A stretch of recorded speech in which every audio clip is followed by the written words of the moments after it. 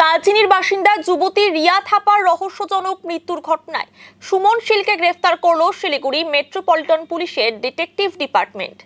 দক্ষিণ দিনাজপুর থেকে অভিযুক্তকে গ্রেফতার করে সোমবার রাতে শিলিগুড়িতে নিয়ে আসা হয়।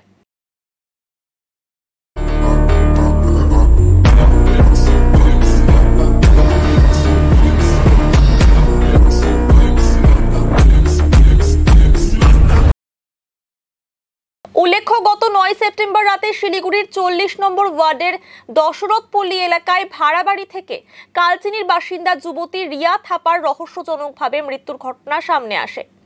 এই ঘটনায় চাঞ্চল্য ছড়ায় শহরে। ঘটনার পর সুমন শীলের নামে ভক্তিনগর থানায় অভিযোগ দায়ের করেন মৃতার পরিবারের সদস্যরা। খবর পেয়ে পরিবারের সদস্যদের সঙ্গে দেখা করেন দার্জিলিংয়ের সাংসদ রাজু বিস্ত। নিরপেক্ষ তদন্তের দাবিও জানান তিনি। ঘটনার পর তদন্তভার ডিটেকটিভ ডিপার্টমেন্টের হাতে তুলে দেওয়া হয়। এরপর পলাতক সুমন শীলের খোঁজ শুরু করে ডিডি।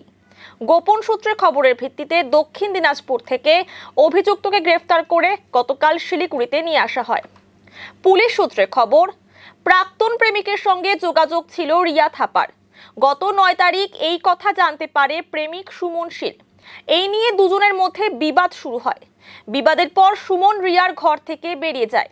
পরবর্তীতে সে জানতে পারে রিয়া আত্মহত্যা করেছে।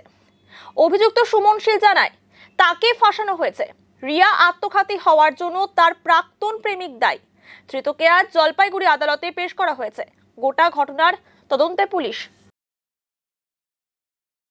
इसका मौका मेन आरोपी निहाल थापा है, मुझे फंसाया जा रहा है रिया का फैमिली लोग।